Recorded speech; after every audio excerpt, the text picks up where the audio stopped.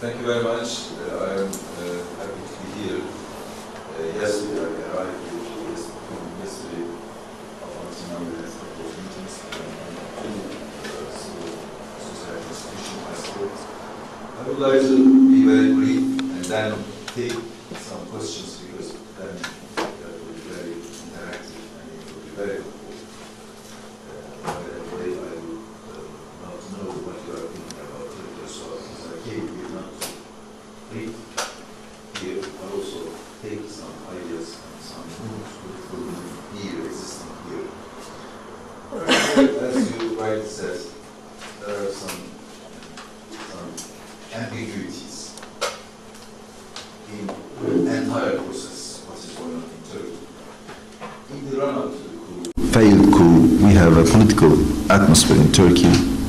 Government is not listening to us. Government is pressurizing media and bypassing parliament, and government with trusting in his majority and not really paying any heed to what they are advising. There was a Turkey politically polarized, and in terms of society, it was too much divided. In the wake of failed coup, we see a Turkey even getting worse and worse politically, more polarized, more divided. Yes, you said we stood united against the coup, failed coup. That's right, but that was the only line we worked together with government. In the aftermath of this process, we differed almost on all subjects. We are siding with democracy. Government is renewing state of emergency. In fact, we rejected the establishment of state of emergency. We know that government was very eager to grab more power, to govern the country through executive orders, executive degrees. We were very aware of that. And of course, they are now capitalizing on this situation and using this very well. Our priority, first and foremost, is to get rid of this state of emergency situation, because this is suffocating us. We feel ourselves so much surrounded, so much helpless. As long as state of emergency is in place, we don't see there is a real possibility for any citizen to live in a democratic Turkey. Process is now the coup after process is squeezing us on all corners. What we are trying to do, there are a couple of things I want to share. First, this government was very close before the coup to cults, religious cults. In fact, we were criticizing government not to be too close to the cults.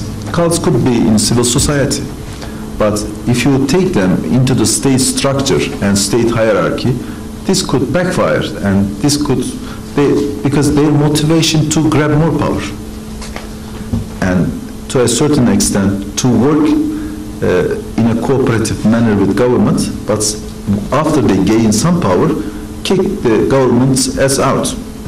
So what happened exactly on the 15th of July exactly was that. That means a political struggle between government and a cult, which was created by government, which was supported by government, and which worked against the government.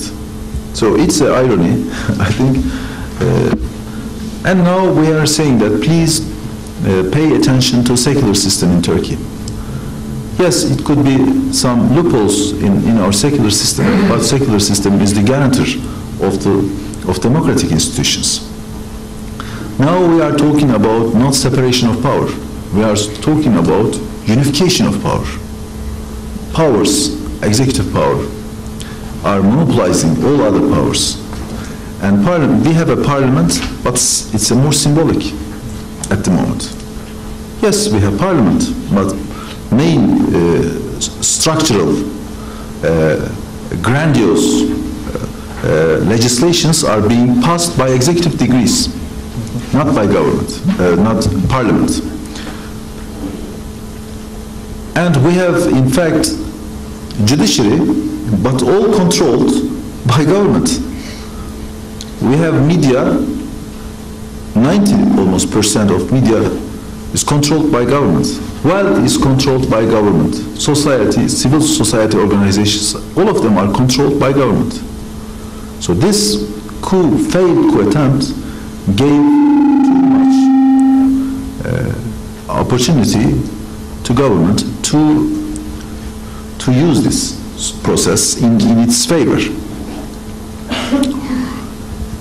Yes, therefore, the process is really difficult to tackle and to find a way out. But why I am hopeful? Because there is a homegrown unhappiness coming from the government constituencies, not from the opposition. They are not happy what is going on, because they think that government, yes, we gave a lot of mandate to government up to now, but that mandate has been spoiled. That mandate has been somehow used for personal purposes. There is a personal motive always, not a national interest. Personal interest now is dominating the politics. So we have to be outspoken and speak out all these things to be able to, because there is nothing to hide in today's world. We have to be very frank, transparent, open. In fact, these discussions will strengthen already fragile democracy in Turkey. Not is going to weaken the democracy in Turkey, because we are surrounded by all undemocratic attitudes and trends. I think I should stop here and take questions, and maybe then it will be more interactive. And thank you very much for organizing this event, because it's not only a timely one, but it's something we have missed in the recent months. Thank you very much. I am a member of the European Parliament. We are colleagues with Mr. Bustinar in the SND group. I come from Bulgaria.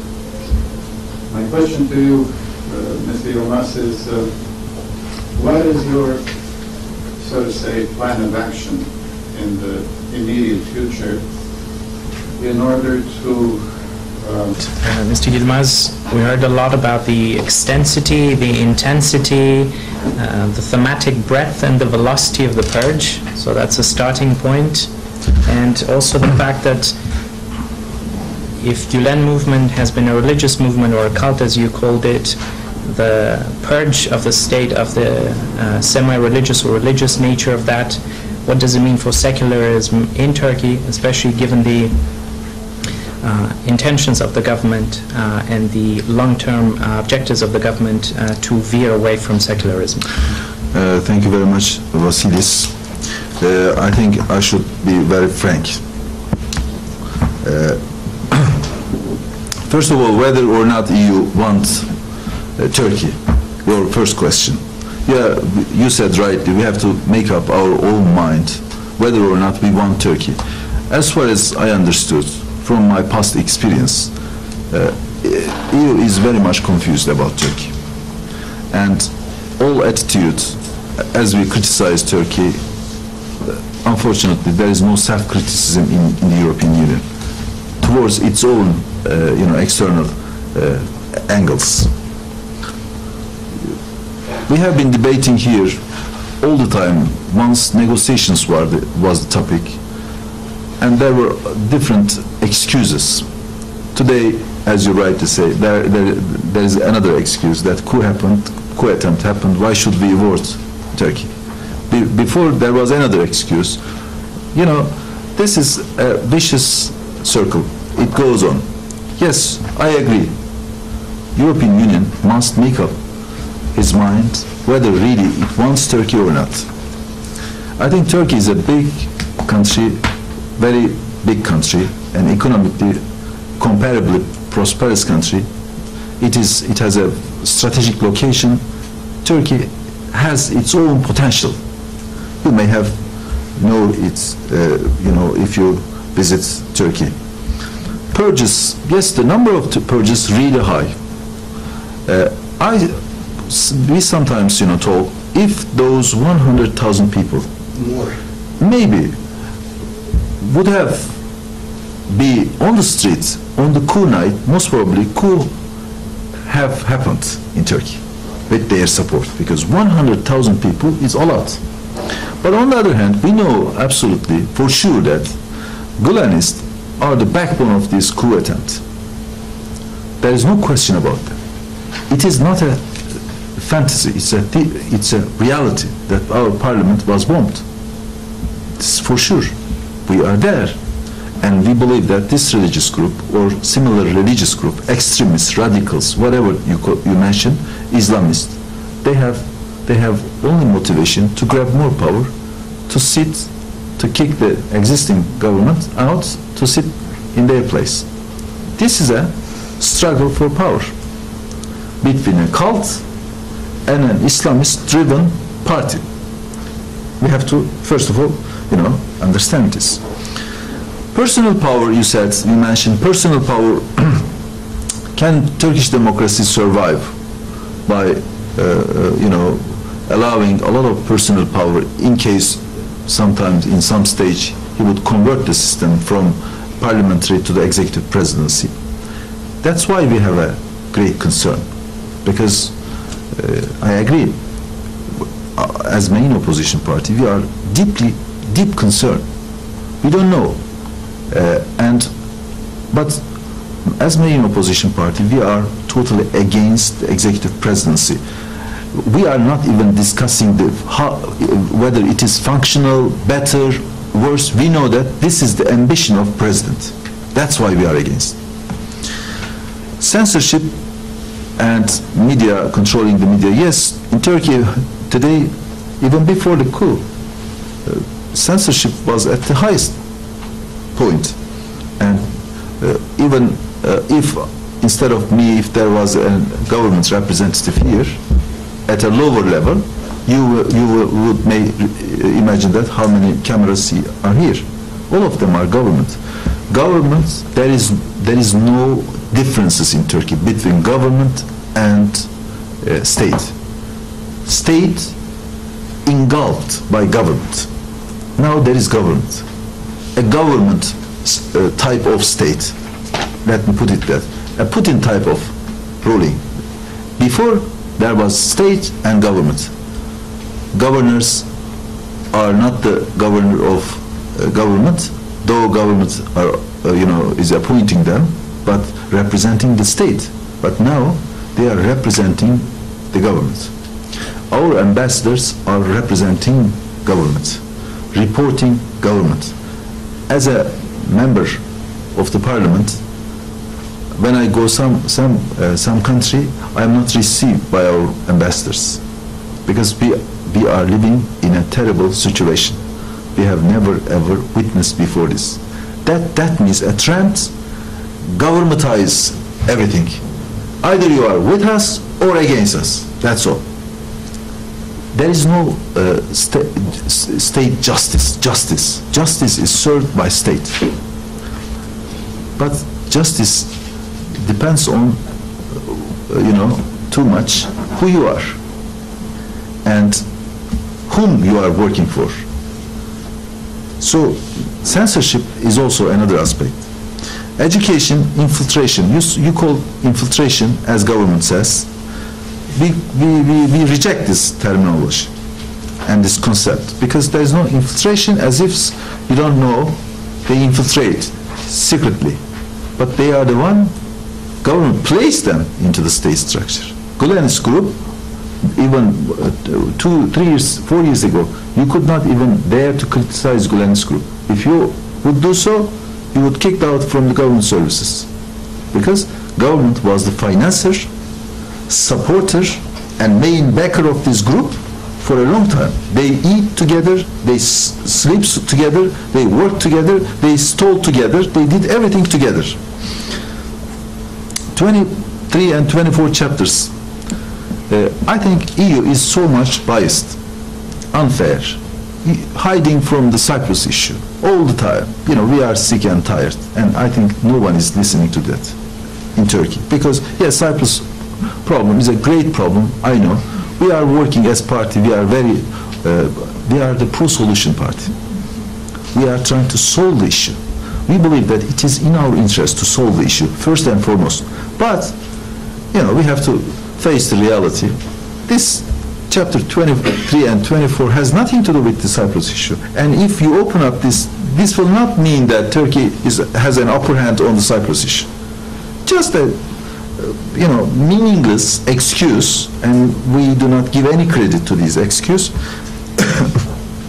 If you do not open now, how would you going to influence Turkey?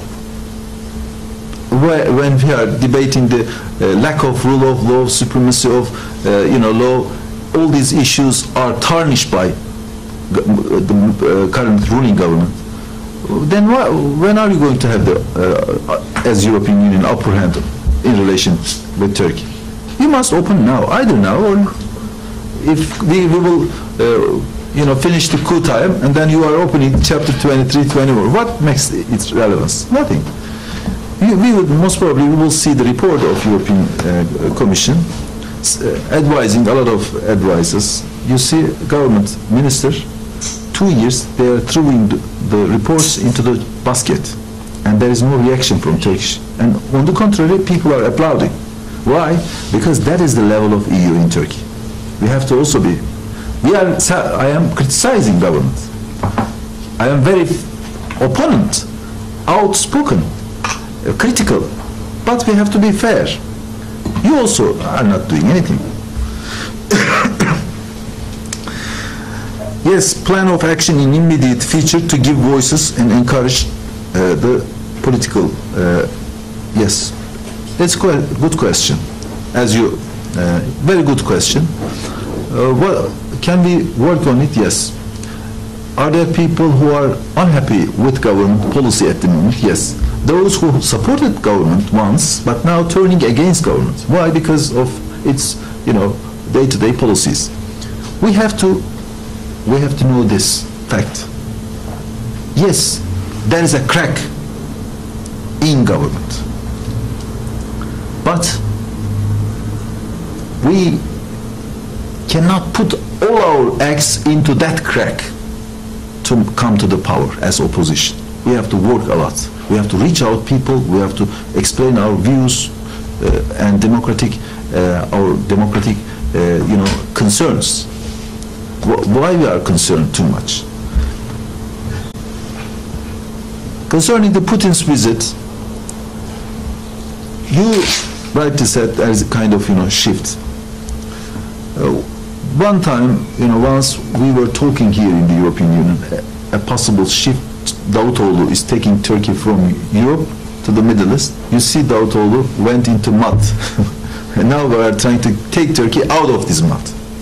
I hope relations with Russia would be a main aspect of Turkey as a neighbor, as an important country, and we fully support relations with Russia. But nevertheless, it should not be presented as an alternative to Turkey's relation with EU or with United States. Now there is a soaring relation with United States, right, because of two issues now dividing us. One is PYD, definition of the PYD. We have a different definition. The second one is extradition of Gulen. The later would not happen in a possible future, given the current circumstances. I don't think America is easily going to hand over Gulen for trial in Turkey. But why is it too much matter? Because AKP is in ruling. Maybe if we are in the ruling part, in the government, he could be returned easily for trial as opposition. There is a kind of distrust Second one is the PYD. The definition of PYD by United States is not acceptable for us, because we know that 100% PKK and PYD is one and same. We know this. But can we work with United States? Yes. Is it the whole factor we have to work with United States? No. There are a lot of factors we agree on. So I think we have to be very elastic. Coming to the Cyprus issue, you mentioned a little bit. I want to say a couple of things about that. I am very optimistic. But optimism without realism would bring us nowhere, unfortunately. Ethiopia is not good. We have to be diligently work for it. We must know that solution is in the interest of Greek Cypriots, Turkish Cypriots, Turkey and Greece. And we have to create a friendship between those countries, because we believe that we can be a better friend than enemy.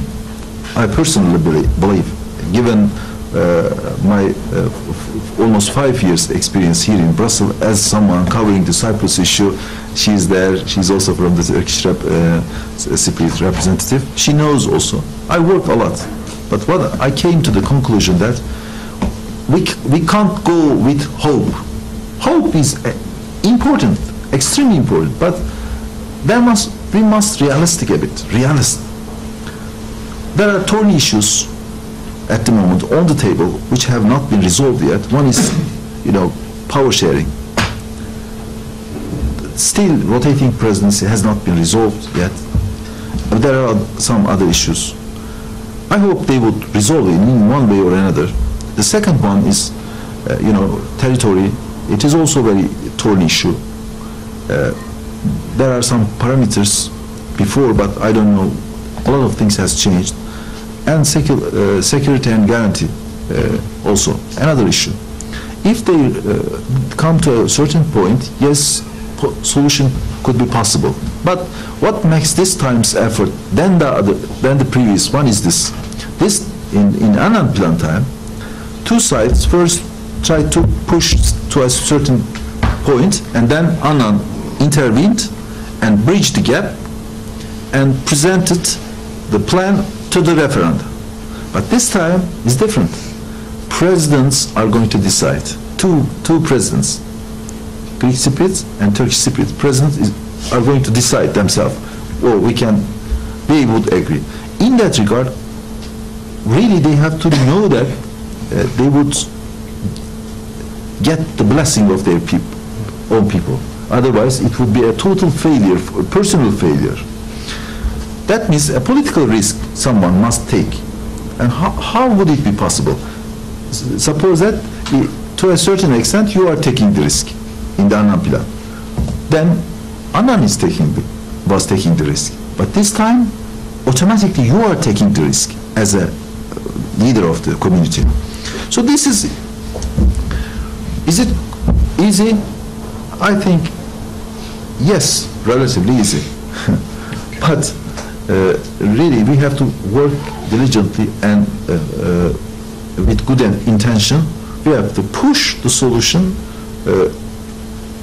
and we have to, push the limits, our own limits, and our own taboos.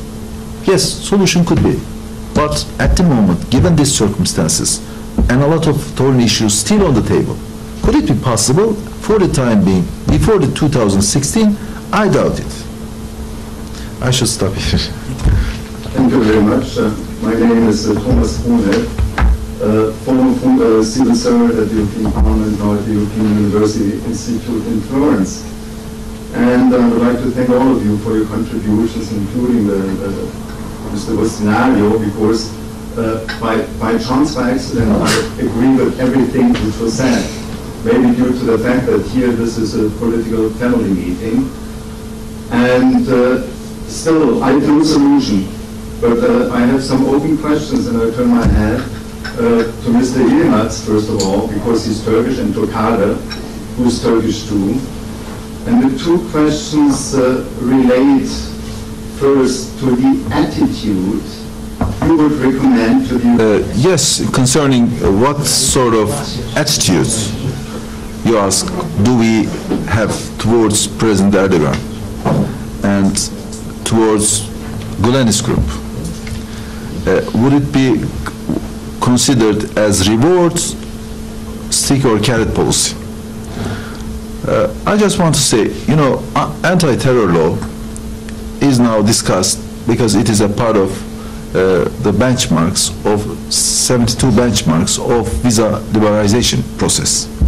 But you know, never forget, there is a mindset here in European Union and also public opinion there. Just yesterday, we had 18 mortars in Turkey. The PKK killed 18 soldiers in Turkey. It is not in Syria, nowhere, in Turkey. When you push this, it backfires. Then you would, maybe you may think that it is a stick policy, but it turns to be a carrot to him. We have to be the same as Gülen's group. They bombed parliament in one way or another, but they are the backbone of this. They are the follower of this group. They are not hide. They say, of course, they say no, we didn't. But all the people who have been detained, kept, they are the follower of the Gülen's group. We have to know this.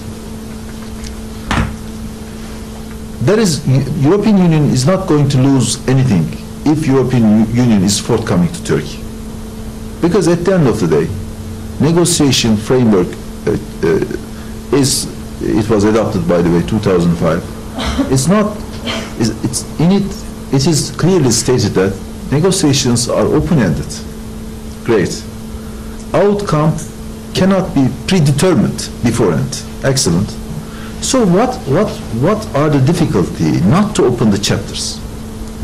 Because when you open more chapters, then you would involve more into the process. You would, because no matter, I'm sorry, but if you translate it into Turkish, what makes difference?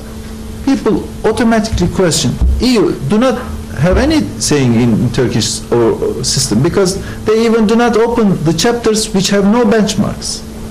That's why we are criticizing, because the wrong policies are playing into the hands of government, unfortunately. We have to accept this. But sometimes, to a certain extent, Cyprus issue, of course, we are the one, we want a solution more than you, because enough. But when you use this and block the other chapters, then people say, okay, they don't want us. Okay. Little tiny issues blocking the broader context in Turkey. I think we have to usher in a new phase, a new chapter in Turkey-EU relations, which would be helpful to not only to government, but mainly to those forces who are in favor of EU. Visa. And then, you know, visa issues. We have been a proponent of this idea, proponent of the EU project, and approval rating of the EU 10 years ago in Turkey was around 80%. Now it dropped to the 50, almost maybe less than that. Why? Because people are queuing up to get visa in a horrible situation, like Afghan refugees. What you are going to do? And then they are turning, when Erdogan says some tough words, they are applauding, because it's a reflection of anger. We have to know. There are EU, they do not know psychology of people. There is EU here, they do not calculate which is stick or carrot in Turkey. There is EU, they do not determine the course of relation. There are different sensitivities there. I am not saying that this is peculiar to Turkey. Of course, we have to accept all conditions to become member. There is no question about it. But the way your approach, up to now, we have to accept failed, because the support at least dropped in Turkey dramatically. The support level for the EU is very low. Even if, can I say something very radical? If Erdogan tomorrow say that, okay, I exit from the EU, believe me, 80% is going to say yes. Then you know, you have to revisit your ideas. Yes, Greek spirit, extremely important. This is important, but we have to know that a broader context we have. You are losing ground here and we are there. We are both bleeding. Because we are the only forces we could work with EU, but because of your lack of support, we are losing ground. But again, we can, there is room, there is possibility, there is hope, and there is also ambition and determination on our part. I believe that there are enough on the EU's part still, though there are ups and downs, but concerning the chapters, yes, could be opened, provisionally opened. If 10 years later, today's chapter we open, 10 years we have to revisit again, because acquis is changing. Acquis is changing. At the end of the day, there are a lot of mechanism to, if you do not want to take in Turkey. People are looking at, look, almost 50 years we are not getting a visa, simple visa. How we are going to get into European Union? People are asking, people are wise, people are questioning. Yes, and on the other hand, those difficulties are used by government against us, against Europe, against, you know, because those are the fertile areas to use. They say, oh, look, I can say, tomorrow, if Erdogan say, I am exiting from the European Union, believe me, at least 50–60% they would say yes, please. Then who? Is it then we come to the question first. Does really Europe want Turkey to go out or to be in? Just one phrase, if I may, because I think it's very important. My question was, you answered. Should we keep the conditionality to accept visa liberalization? I think for the public opinion, visa liberalization is the most important element. Yes, exactly. Should we keep the conditionality or softly drop it? Look, when people from the European Commission visited me in my office, I advised them, don't go through the process as if Turkey is changing the legislation upon the influence of the European Union. Go through the Council of Europe, through their legislation, but as if it is the acquis, you know, we have to comply with. I advise personally, but now I am saying this is a personal issue. This is a personal issue. You are right. Yes, you really pinpointing this. It's very important. Visa.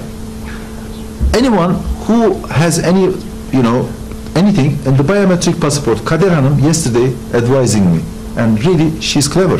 She said, you know, this is for the betterness of the European Union, because biometric passport is a more security for the Europe. Yes, right. We are coming with our passport. It's not a biometric. It could be false, but with biometric passport, it is for your security. Because Turks are not poor people. We have great diaspora in the world. We have a great population in the world. We have a lot of influence. People are investing, exporting, importing. You know, there are a lot of things. So we are everywhere but Europe. So this is unacceptable. Please help the visa issue. Visa issue is extremely important. That would, if you want to win the hearts and minds of Turkish people, it is directly related with individuals, and it will automatically change everything. I just wanted to make an intervention since Cyprus seems to be cropping up. Right. But I think we're running out of time, but perhaps this can be done on a bilateral basis. Okay, please, Mr. Yılmaz. Concerning the degrees, yes, first, it happens in this way. First degrees are published by government. Within 30 days, it has to come to Parliament for approval. But approval is not as it is a regular process in a normal, regular legislation. Why? Because it almost, once it is passed, it automatically enters into force. It comes to Parliament for just, debate, and then voting. They have a majority.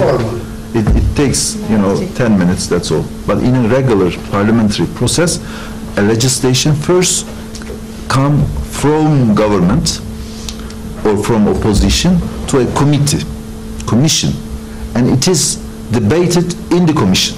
First, you have some voices, it could be drafted, redrafted, and it could be rejected, it could be accepted. Once it is accepted, it comes to the parliament floor. There also a big debate, discussion, and then voting. In degrees, having force of law, there's a shortcut. Sorry for that. I am not, today something happened to me, coffee. It comes automatically, it enters into force. The minute it enters into force, that's all. Then it is a formality. All nitty-gritty parts is not important. Second, that means we as a parliamentarian do not have too much role to play. Second, about the constitutional amendment. There is a little, package covering only judiciary reform, but not spectacular, just small judiciary, and it was upon our initiative. We said to change the judiciary to make the system more sound, more democratic, and more rule of law-based system. And we introduced some recommendations, and that was taken by government, maybe to allay our anger. But it's a little. It doesn't cover whole judiciary. And in fact, the level of inclusiveness is also questionable. AKP always was, very much eager to change the parliamentary system into the executive presidency. People may understand this is the part of it. No, this is not. Not yet, at least yet. I underline yet. But do they have intention? Yes. If this is adopted, will they introduce a new something related with the executive presidency? Might be. But as a political party, we are against the executive presidency because we think that this will design for a personal purpose. Right, there is time, please. Well, very briefly, if possible. Yes. Thank you very much. Fikri Toros, the President of the Turkish Chamber of Commerce. It's a pleasure to be here at this panel. Thank you for the invitation. Whilst you're discussing Turkey-EU relations, it's very interesting that Cyprus comes up. I'm very pleased that it has come up because it has given us an opportunity to not only correlate the EU relations of Turkey vis-à-vis Cyprus, but also to see how... Right, thank you so much. Now we're running out of time, so... Vasilis, thank you very much. All right, we'll do it this way. Our dear colleague Militadis, also we are happy, Kader Hanım, our CHP representative here, and I would like to thank you. This is, I hope next time I would have the pleasure to host you there in Turkey. You never forget you have a friend there. I think there is only one